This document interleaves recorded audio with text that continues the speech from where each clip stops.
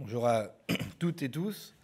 Ça a été dit sur le logement, sur l'école, mais aussi sur l'électricité. Le gouvernement que nous avons n'est pas une solution, il est un problème.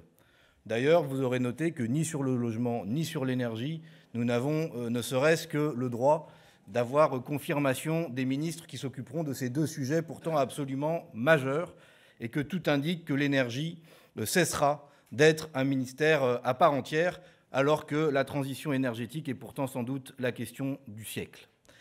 Vous avez un gouvernement qui, non content d'avoir vu les prix de l'électricité augmenter de plus de 25% l'année dernière, c'est-à-dire la modique somme de 600 € par an, eh bien, a décidé de rajouter sa propre louche d'augmentation des prix. Ainsi, vous avez donc, après la démonstration que le marché européen de l'énergie était une machine à spolier les Français, une nouvelle démonstration que marché plus Macron égale inflation. Et ce n'est pas moi qui le dis, c'est la présidente de la Commission de régulation de l'énergie, Madame Wargon, ancienne ministre macroniste, qu'on peut donc penser peu suspecte d'anti-macronisme primaire, qui dit que la hausse de 10% du prix de l'électricité au 1er février est exclusivement une décision à responsabilité gouvernementale. Si l'électricité augmente de 10% le 1er février, c'est 100% la faute de M. Macron, de M. Attal, de M. Le Maire et même de Mme Pannier-Runacher, puisque c'était elle qui s'en occupait encore.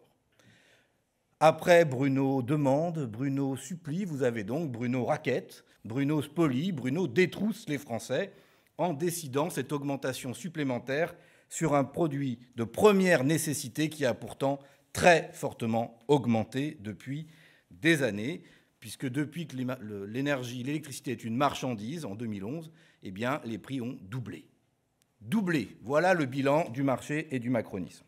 Alors, nous avons décidé de lancer une pétition pour exiger l'abandon de cette surtaxe, de cette taxe de 10% le 1er février prochain. Nous appelons donc tous ceux qui nous écoutent, quelles que soient leurs appartenances politiques, à signer cette pétition pour que la pression soit telle sur le gouvernement qu'il y renonce. Il reste 15 jours pour y renoncer. Il n'est donc pas trop tard pour agir. Enfin, vous aurez noté que, là encore, il y a un deux poids, deux mesures. Ce ne sont pas les taxes sur les super-profits qui ont augmenté de 10%. Ce ne sont pas les taxes sur les super-dividendes que le gouvernement a augmenté de 10%.